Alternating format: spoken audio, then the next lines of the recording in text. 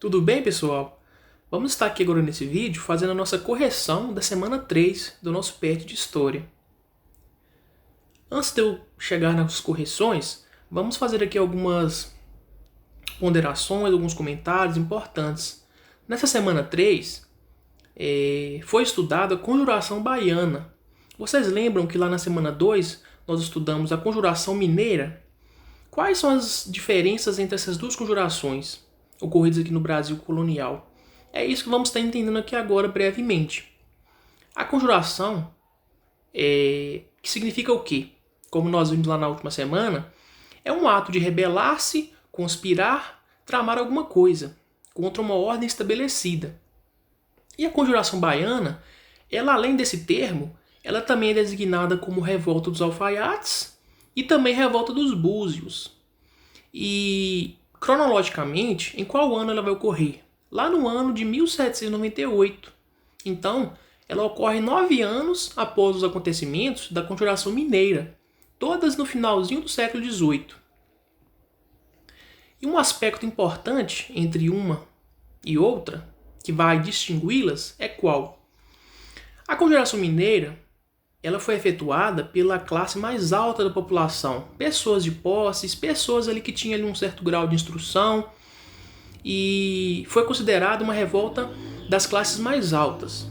Já a conjuração baiana, como citado aqui nesse pequeno texto, ela teve a participação de pessoas com profissões mais simples, como sapateiros, bordadores, escravos, ex-escravizados e também alfaiates. Então, é uma conjuração feita pela classe popular. Então, essa é a diferença básica entre a conjuração mineira e a baiana. A mineira foi feita pela classe alta e a conjuração baiana pela classe mais baixa. Tranquilas até aqui? Tem aqui também, eu grifei para vocês, quais foram os líderes dessa revolta. Temos aqui no texto, destacado, temos os soldados Luiz Gonzaga das Virgens e Lucas Dantas, os alfaiates Manuel Faustino, dos Santos Lira e João de Deus Nascimento. E é interessante salientar que, olha aqui para vocês verem, os 4 conjurados eram negros e pardos. Porém, eles foram considerados, condenados à forca. Olha que coisa interessante. Esses líderes aqui do movimento, eles eram pardos e negros. Eram pessoas, então, realmente da classe baixa e desfavorecida aqui na população do Brasil. E quais foram os pontos em comum dessa conjuração junto com a mineira? A revolta também foi contida pela coroa portuguesa. Ela não teve êxito, assim como a mineira. Então os revoltosos vão ser condenados e os seus planos de tornar o Brasil independente não vão ser concretizados. Temos aqui também essa imagem. E temos o Para Saber Mais, que tem 2 vídeos. Tendo possibilidade, façam depois a consulta para complementar os estudos. E nós já temos aqui as nossas atividades. Temos aqui um texto. Esse texto, pessoal, ele vai tratar de esclarecer como que se iniciou esse processo de revolta, de conjuração. Olha aqui no início do texto. Vamos lembrar que no início da colonização, algum tempo depois, Salvador ela vai ser considerada a capital do Brasil, a capital da colônia. Durante muito tempo ela foi a capital e depois essa capital vai ser transferida para o Rio de Janeiro. Quando isso acontece, os recursos que eram designados à capital Salvador vão deixar de ser destinados para a capital, a então capital, e vão para a nova, que agora é o Rio de Janeiro. Nesse sentido, vão ter aumento de impostos e as condições de vida vão piorar. Então, quando a capital de Salvador, quando Salvador deixa de ser capital e essa capital passa a ser o Rio de Janeiro, muitos recursos que iam para essa cidade vão deixar de irem. Nesse sentido, as pessoas vão começar a sentir falta do auxílio, da coroa aqui na região deles. Temos aqui também o que eles queriam, o que eles planejavam se a conjuração tivesse êxito.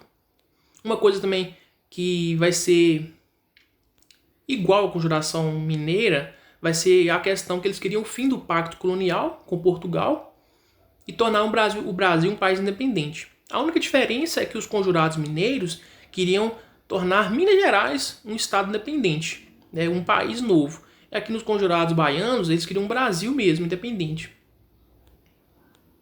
E nós já temos aqui as nossas atividades. A questão 1. Cite as causas da conjuração baiana. Quais foram as causas, pessoal? Altos impostos, transferência da capital Salvador para o Rio de Janeiro, ocasionando a diminuição de recursos para a capitania.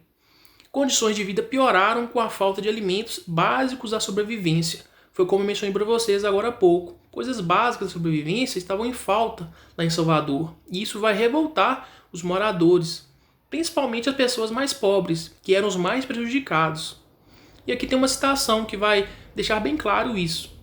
Além disso, o povo também não estava satisfeito com o governo de Portugal. E a ideia do Brasil se tornar independente ganhava cada dia mais força na população. Então a população, além de tudo que acontecia, estava totalmente insatisfeita com os mandos e desmandos de Portugal aqui na colônia. Então eles queriam um Brasil independente. E a questão 2. Cite os principais objetivos da conjuração baiana. Quais os objetivos, pessoal? No texto deixa claro lá. Aí eu coloquei aqui para nós. O fim do pacto colonial com Portugal, ou seja, tornar o Brasil um país independente. Então queria que o Brasil se tornasse um país independente, deixasse de ter essas obrigações com Portugal. Implantação de um regime republicano, liberdade comercial no mercado interno e externo, e liberdade e igualdade entre as pessoas. Por isso era completamente a favor da abolição da escravidão e dos privilégios sociais, algo que não aconteceu na Conjuração Mineira. Na Conjuração Mineira, os líderes mal tocavam no assunto da escravidão. E aqui na Baiana, como já eram pessoas das classes mais baixas, entre eles os próprios escravos e ex-escravos, eles vão lutar por essa igualdade com o fim da escravidão e assim sucessivamente. E o último aqui, aumento dos salários para militares. Essa parte aqui é interessante, que nós vemos aqui uma questão corporativista, né? Um grupo, uma classe que também vai reivindicar seus direitos e vão estar aí aliados aos conjurados baianos, que eram os militares. E a questão 3, explique como aconteceu a revolta. Como é que aconteceu a revolta? No finalzinho do texto menciona: as ruas de Salvador foram tomadas pelos inconfidentes, que distribuíram folhetos informativos a fim de obter mais apoio popular e incitar a revolução. Então eles vão espalhar folhetos mostrando que está acontecendo essa revolução, essa revolta lá na Bahia. Os panfletos traziam pequenos textos e palavras de ordem, com base no que as autoridades portuguesas chamavam de abomináveis princípios franceses. Essa parte aqui, abomináveis princípios franceses, era algo totalmente contra os preceitos de Portugal aqui na colônia, porque aconteceu